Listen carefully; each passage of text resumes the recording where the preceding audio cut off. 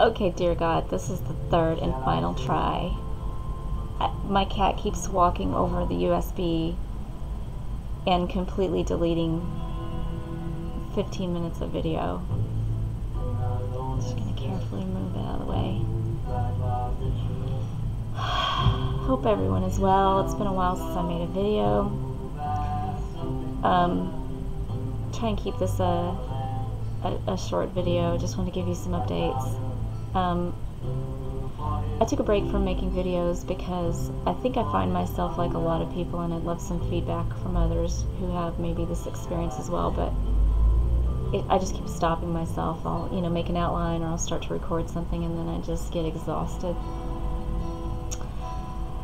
I mean, you do get bored of it. You do feel like reliving it is not helping sometimes. There's a lot of things about my past that I do want to share that I think need to be said, but I find myself so often wanting to share them in a moment of stress, and I have to stop myself. Oh, my cat is meowing, which means I'm going to pause the video. I'm so excited to learn how to pause. Hold on. Okay, back. I don't even remember what I was saying. I do not remember what I was saying.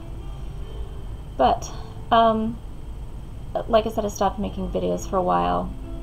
I was expecting my landlord to go out of the country, and she did, thank God. So I was just waiting for that to happen, and I think I mentioned in my last video that I had been fired from a job that was kind of a job, but I needed it, and I liked it, and it was paying bills, and I got fired, and it was bogus. I filed for unemployment, and they fired me just because they didn't like me. The least they could do is just let me have my unemployment, but they decided instead to lie to the state of California, and I was denied my unemployment, and it was pretty devastating. And so for the last couple of months, I was waiting for that appeal to come to fruition and go to see a commissioner for it, and also waiting for my landlord to leave. And that day came, and I was really nervous, and I went in and just told the truth, and little by little they revealed themselves as liars by their own words. And even though they had these statements that were strangely formatted the same way, all about the same amount of length, and just typed and then signed by the previous employee, because all the other employees have left now, so that's kind of telling in and of itself. But strangely, these people that said that I was the best server literally threw me under the bus as a person, a total flip-flop, strangely. So I think it's safe to say that those were probably fabricated or augmented in some way. And that was devastating. I thought I was going to lose. But before it was all over, I could tell that that they had proven themselves as liars in an open forum. Even at one point, they said, "Oh, we would never prevent her from getting unemployment." And I remember the commissioner looking up and going, like, "Why are we here then?" So, but it wasn't a lot of money. It was very little amount of money, quite frankly. I had a lot of independent earnings the previous year, and it was the principal, but it felt like a curse had been lifted. And then when my landlord left, it was just, I could breathe again. And so for 2 solid weeks, I didn't feel guilty about not doing much other than focus on healing myself, whether that be just sitting on the back deck having coffee, because I have not been able to do that. I've not been able to enjoy the house that I live in. Or, just getting my body temple back in balance, because my CPTSD symptoms have been off the chain since moving here. So generally speaking, it's been pretty uneventful, with the exception of where we desperately needed a plumber, and she ignored all my emails until I used the words tenancy law, and then I swear to God she pulled a sat phone out of her butt and was like, "Hello, calling from Italy." I'm trying to be quiet a little bit still, because I'll tell you the rest in a minute.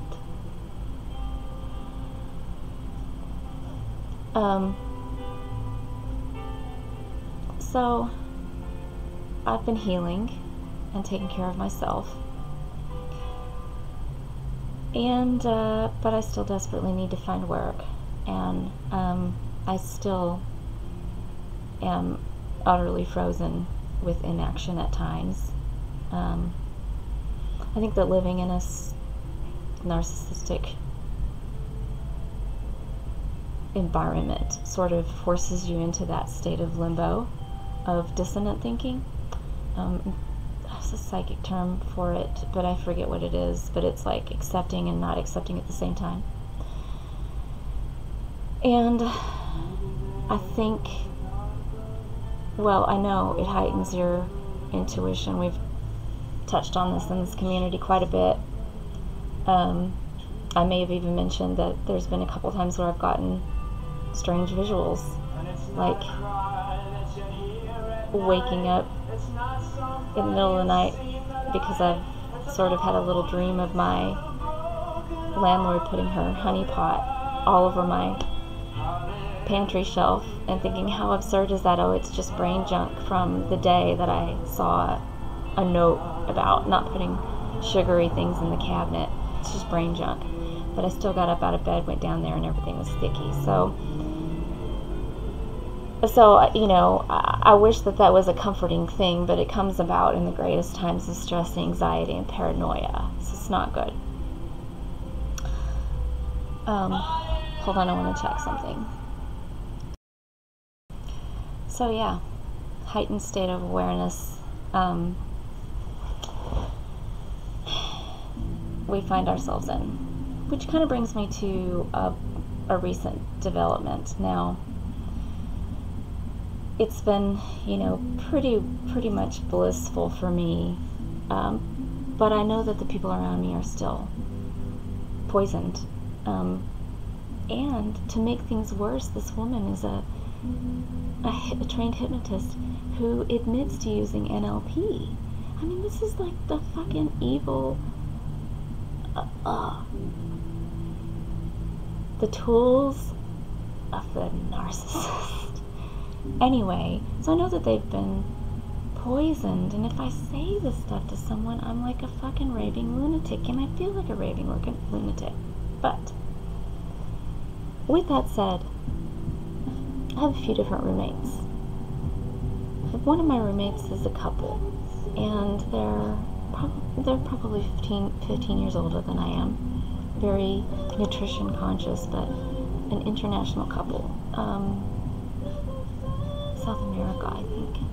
But I don't think that they've been married for long, and as it turns out, I'm not sure they're married, and I don't really know. Put an asterisk there. So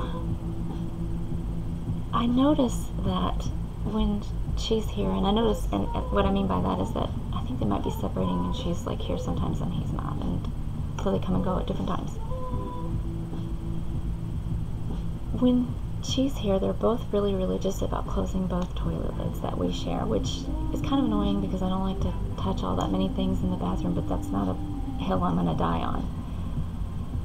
But when she's gone, I notice that it's always up and dirty, or not flushed completely, or he does things like puts a dirty dish in the side of the sink that we all use instead of putting it to soak when he normally would, wash it up. Or I think it's a narcissistic trait, in fact I'm sure of it, to do something not just half-assed, I mean we heard that, but to literally make it to where you have to finish the job, to where it's literally in your way.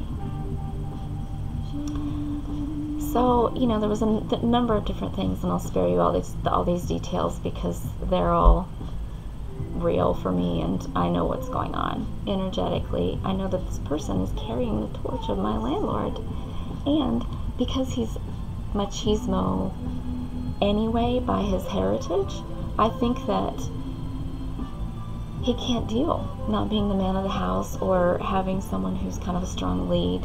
And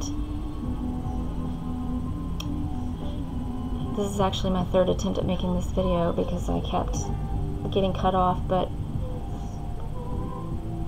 you know,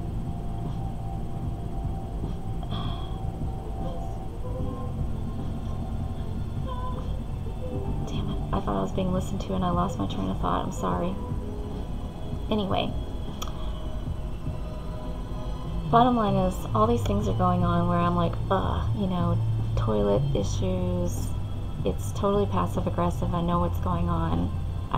Beyond a shadow of a doubt, I know with my instinct and with the pattern that that's what's happening. When he thinks it's just me, there's all kinds of stuff left for me to deal with, and it's the same behavior that my landlord, the pathological narcissist that she is, would exhibit.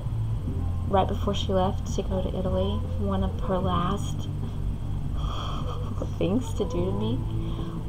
Okay, so her dogs crap and pee all over the house. They're just not well trained by her and not well taken care of, and so they just poop and pee everywhere. She had left at the same time another person left, and so I was the only person in the house. And I've noticed that when she realizes that, that's when she does her thing. So she said goodbye outside the window to that person, got in the car, drove away, came right back. And then I heard her like messing, you know, running up and down the stairs, and I could hear something happening. I couldn't tell what it was though. So I went out. So she left again, and I went out to check because I know that this is my instinct. It's my instinct that tells me to go out and check. And there was dog shit, literally tracked from upstairs all the way down the stairs, into across the kitchen, and in a couple of places it was clear that it was on somebody's foot, and it was the exact shape of her heel.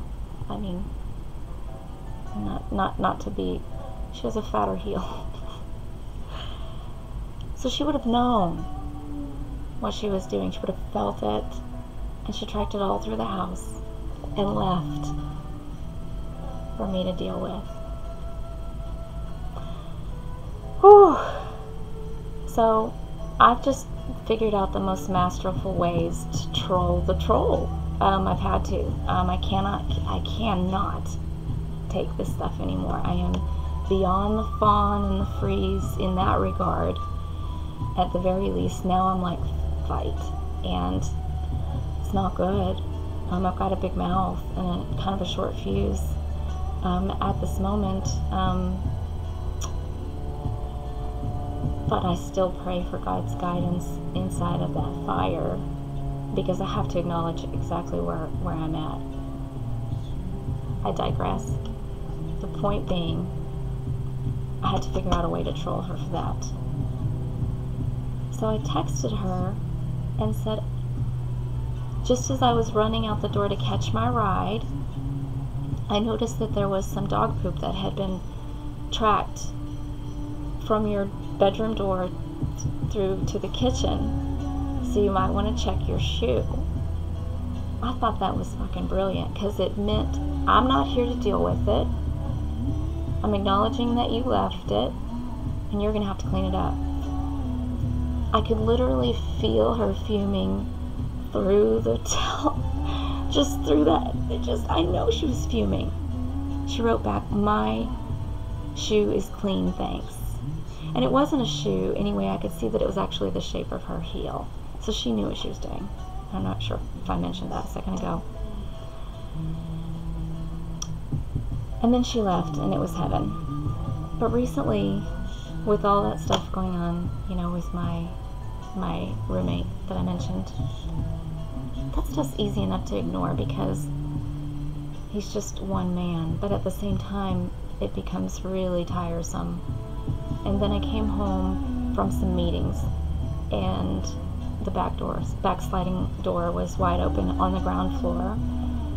Another big window with no screen was open, and we've had a rash of patio break-ins, and a woman was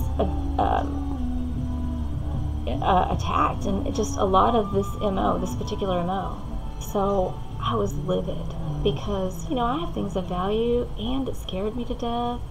I didn't know if I should call the police and have them clear the house. Anyway, I just figured out he just left it open. After I left for my meetings, he just left everything open. Perhaps maybe to try and make me look bad, who knows?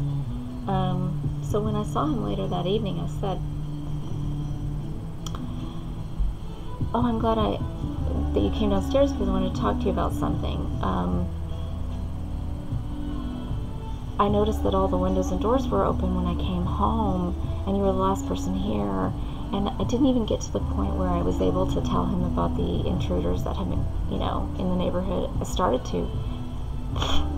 I wasn't the last person here. I don't have to listen to this." Close the sliding glass door in my face. I'm shaking right now just telling you about it. And this is what I'm talking about. Like, how do you deal with this? You're home alone with this person that's kind of a stranger in a way. I opened the glass door back up and I was like, I'm not finished talking to you. And what I'm telling you is that, and then he's just still defiant. And it's kind of hard to remember everything that was said, but I'm trying to talk to him as we're walking back through. Hold on a second. There we go. Sending opera. Drown things out a little. I'm totally paranoid about him hearing.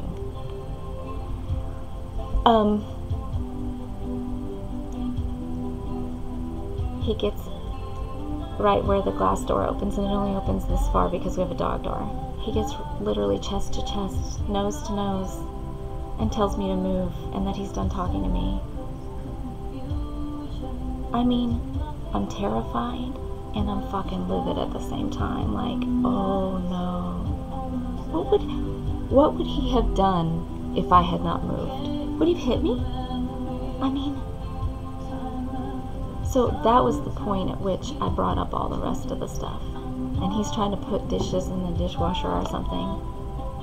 And I said, look, I'm an intuitive person. I know what you're doing. And I'm telling you to stop it. And he just looked at me and just walked upstairs. So I'm either getting myself in a lot of trouble, or I don't know. So that situation is there. But what it brought me to do, which is kind of scary, is to run a background check on this person.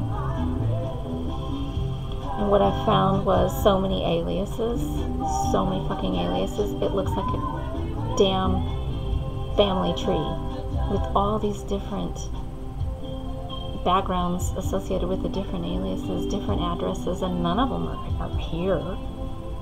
He's lived here 4 years. And there's a whole bunch of different active addresses.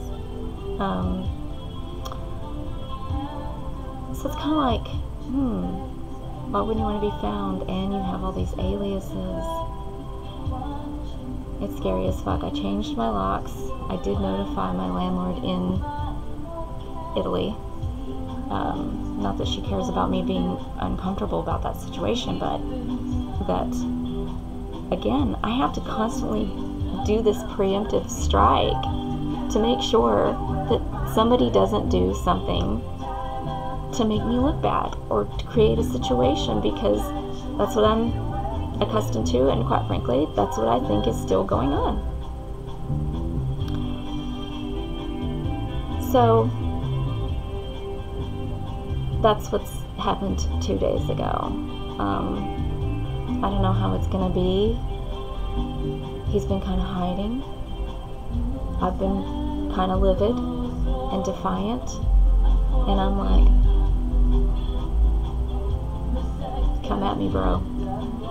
You know, there's something in this background check.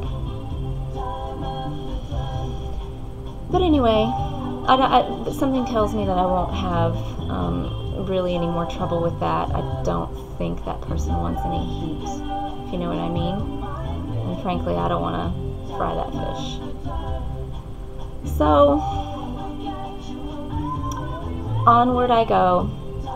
This is getting to be kind of a long video, so I'll just tell you quickly what I've decided to do in the last month, and that is to pursue getting my license to sell insurance. It's something that I thought about sort of for a couple of years, but with changes in my career and realizing over and over and over again that the things that I'm most skilled at, I seem to have aged out of. So sales and marketing, and then, you know, side jobs at restaurants. I don't get a call back. They look sad when they see me, and I've got to find a way to sustain my life. And so insurance is one way I might be able to do that. So wish me luck. Send me prayers. I welcome all your visualizations, and I just I wish everyone the best. I would love to hear from anyone who is like me and who gets stopped. I will make another video soon. I want to make a video about the breaks in belongings and perhaps narcissistic friends of growing up. I think that those have been really influential in my life, so that's coming soon. Happy weekend, everyone.